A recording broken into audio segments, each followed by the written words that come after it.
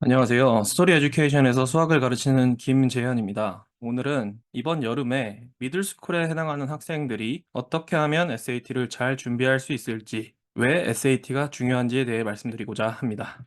SAT는 미국 대학 진학을 위한 표준화된 학력 평가로서 KIS, SJA 어머님들이 잘 아시는 AP, 대학 선행 이수 과정이죠. 그리고 수학으로 치면 미적분에 해당하는 과정, 이전, 그리고 NLCS와 BHA 어머님 학부모님들이 더 쉽게 이해하실 수 있도록 말씀드리자면 IB 과정 이전에 해당하는 커리큘럼에 대한 학력을 평가하는 시험이라 말씀드릴 수 있겠습니다. 따라서 미국 대학 진학을 희망하는 국제학교 학생이라면 반드시 넘어야 할 아주 중요한 입시의 관문 중 하나가 되겠습니다. 최근 코로나19 팬데믹을 전후로 미국의 많은 대학들이 입시 과정에서 SAT를 제외하는 경향을 보여왔습니다. 이러한 이유는 미국 대학들에게 불어온 획일화된 입시 과정의 탈피, 그리고 다양성을 모토로 한 다양한 배경, 다양한 분야의 특출난 재능을 가진 학생들을 선발하는데 집중하기 위함이었습니다. 그래서 SAT를 제외하는 대신 다니는 학교의 내신 성적, GPA죠. 그리고 과외 활동, Extracurriculum Activity,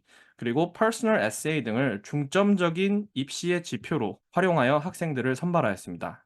그래서 한동안 SAT가 미국 입시에서 덜 중요해졌던 시기가 있었습니다. 그러나 최근 많은 어머님들께서 자녀들이 진학했으면 하는 바로 그 학교죠. 하버드 대학교가 입시 과정에서 SAT와 같은 표준화된 학력 평가의 점수 제출을 의무 사항으로 부활시켰습니다. 왜 그랬는지는 다음 슬라이드에서 좀 더 자세하게 말씀드리겠습니다.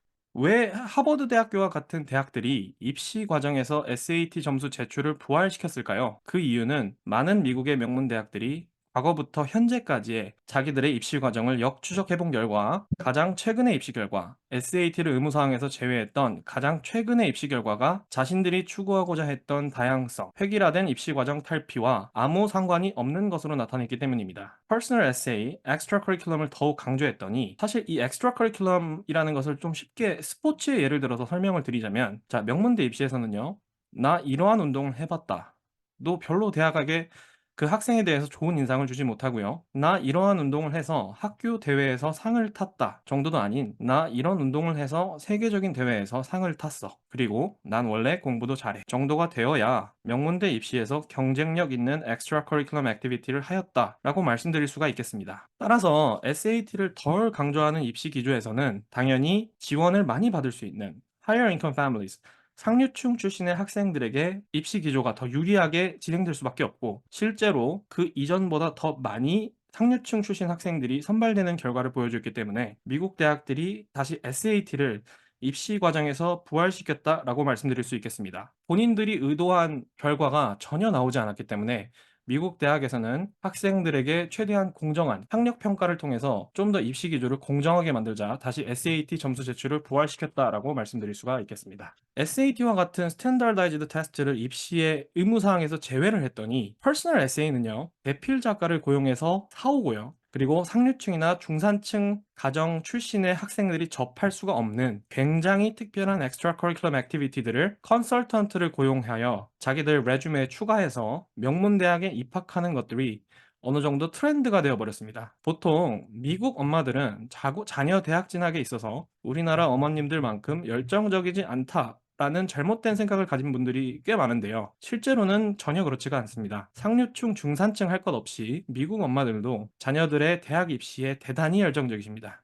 위기의 주부들이라는 미국 유명 드라마에 나오는 주연급 배우가 남편은 유명 사모펀드의 컨설턴트입니다. 너무 입시에 열정적이신 나머지 본인 자녀를 엘리트 스포츠 선수로 신분을 위조하다가 명문대학교에 진학시키려다 구속되는 일까지 벌어지곤 했습니다. 그래서 SAT 점수 제출 의무화를 제외한 그 시기 동안 굉장히 많은 입시에 부정적인 영향을 끼칠 수 있는 일들이 굉장히 많이 더 일어났다는 것입니다. 이러한 일들이 반복되자 명문 대학들이 다시 SAT를 입시의 의무 사항으로 바꾸게 된 것입니다. 하버드의 스테이트먼트를 좀 인용해 보자면 이렇습니다. 하버드는 스탠다드라이즈드 테스트, 표준화된 시험은 모든 학생들이 그들의 출신 가정의 재력, 본인의 인생 경험과 상관없이 대학에서 학생이 성공적으로 학업을 수행할 수 있을지 가장 객관적으로 평가할 수 있는 지표이다. 앞서 말씀드렸듯이 추천서, Extracurriculum Activities, 에세이 등은 상류층 출신 학생들이 그렇지 못한 학생들보다 더 유리한 입시 과정이 될 가능성이 매우 높다. 결과도 그렇게 보여주고 있다. 하버드는 Standardized Test Score를 통해 출신 배경과 상관없이 학생 본연의 실력을 최대한 공정하게 객관적으로 평가하고자 한다라고 말하고 있습니다.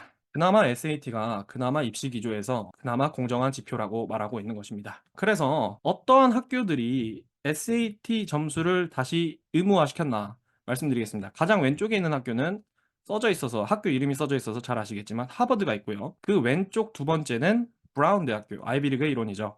그리고 가장 가운데 있는 학교는 Massachusetts Institute of Technology, MIT고요.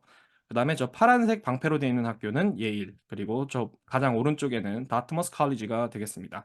모두 아이비리그 혹은 아이비리그 그 이상에 필적하는 세계적인 미국의 최고 수준의 명문대라고 말씀드릴 수 있겠습니다. 이 밖에도 칼텍, 조지타운, 조지아텍 등의 사립과 공립을 거치지 않고 대다수의 명문대들이 SAT를 필수로 다시 요구하고 있습니다. 많은 입시 전문가들이 예측하기를 미국 명문대들의 입시에서의 SAT 의무사항으로 채택하는 이 경향이 더 늘어날 거라고 보고 있습니다. 이유는 앞서 말씀드렸던 것과 같고요. 엑스트라 커리큘럼도 계속 중요한 요소가 될 거라고 합니다. 그리고 퍼스널 에세이의 경우 학생 본인이 직접 작성했는지 구분해낼 수 있는 시스템을 구축해낼 것이라고 예측하고 있습니다. 그래서 제가 드리고 싶은 말씀은 미국 명문대학 입학을 희망한다면 SAT는 선택이 아니라 필수다라는 말씀을 드리는 겁니다. 그래서 엑스트라 커리큘럼 퍼스널 에세이가 덜 중요해졌다라는 게 아니고요. SAT가 안 중요해졌다가 다시 매우 중요해졌다라고 말씀드리는 겁니다. 명문대 진학을 위해선 필수적으로 해야 되는 과정이니까요. 자, 제가 여기서 보여드리는 표는 최근에 미국의 최고 명문대에 입학한 학생들의 SAT 평균 점수를 보여주는 것입니다. 그래서 저 SAT 컴프라는 것은 SAT가 1600점 만점으로 되어 있는 시험이고요. 영어 800점, 수학 800점 만점입니다. 대략 1600점 만점에 프린스턴 대학교의 경우 합격자들이 대략 1540점에서 1580점 사이를 맞았다라고 나타내고 있는 것입니다. MIT, 하버드, 스탠포드 할 거 없이 다 1500점 후반대 이렇게 평균 점수들을 다 기록하고 있는데요.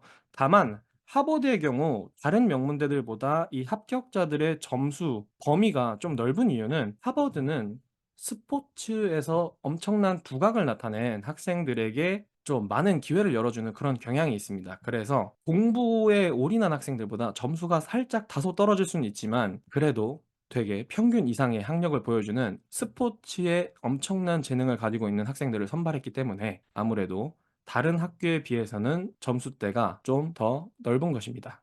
오른쪽에 있는 math라고 써져 있는 거 보면 수학은 대부분 800점, 되게 수학은 되게 범위가 좁습니다. 그래서 780점, 800점, 대략 1개, 2개, 많이 틀려야 한 2개 정도 입학생들이 틀린다는 걸 보여주고 있습니다. 아마 대다수는 SAT 매스 파트를 만점을 받을 것입니다. 그리고 영어도 대부분 다 700점이 넘는 700 후반대 점수를 기록하고 있을 정도로 이 미국 명문대 입시의 문턱은 굉장히 높습니다. SAT를 준비하려면 굉장히 체계적으로 준비를 해야 되는데요.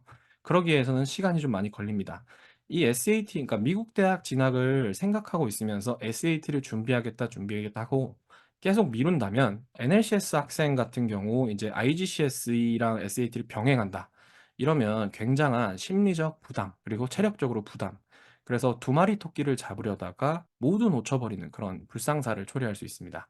마찬가지로 KIS 학생이더라도 SJ 학생이더라도 AP랑 SAT를 같이 병행하겠다라는 것도 사실 학생 입장에서는 점점 시간은 없어지는데 할 거는 많아지고 점점 체력적으로 부담을 느낍니다. 그래서 사실 SAT가 IB와 AP에 있는 학력 과정을 평가하는 시험이 아니고 미들스쿨 그리고 하이스쿨 굉장히 초반부의 학력을 평가하는 시험이기 때문에 KIS나 SJ의 경우 그레이드 7부터 그리고 NLCS의 경우 Year 7 끝나고 Year 8 시작할 때부터 좀 차근차근 미리 한 몇 년간 준비해서요. 길게는 한 1년 반 정도 진짜 체계적으로 잘 준비해서 본격적으로 IGCSE 커리큘럼을 따라가고 NLCS의 경우 KIS나 SJ 학생들의 경우 AP를 시작하기 전에 SAT 점수를 미리 만들어 놓는 것이 굉장히 유리하고 효율적인 입시 전략이 될 것이다 라고 말씀드릴 수가 있겠습니다. 제가 말씀드리고자 하는 건 빠르면 빠를수록 좋다. 그리고 빠르면 빠를수록 더 체계적으로 준비해서 어머님들이 보시는 바와 같이 미국 명문대들이 원하는 저런 고득점을 더 체계적으로 잘 준비해서 더 고득점을 맞을 확률이 높아진다는 것을 말씀드릴 수 있겠습니다. 이상 스토리 에듀케이션의 김재현이었습니다. 감사합니다.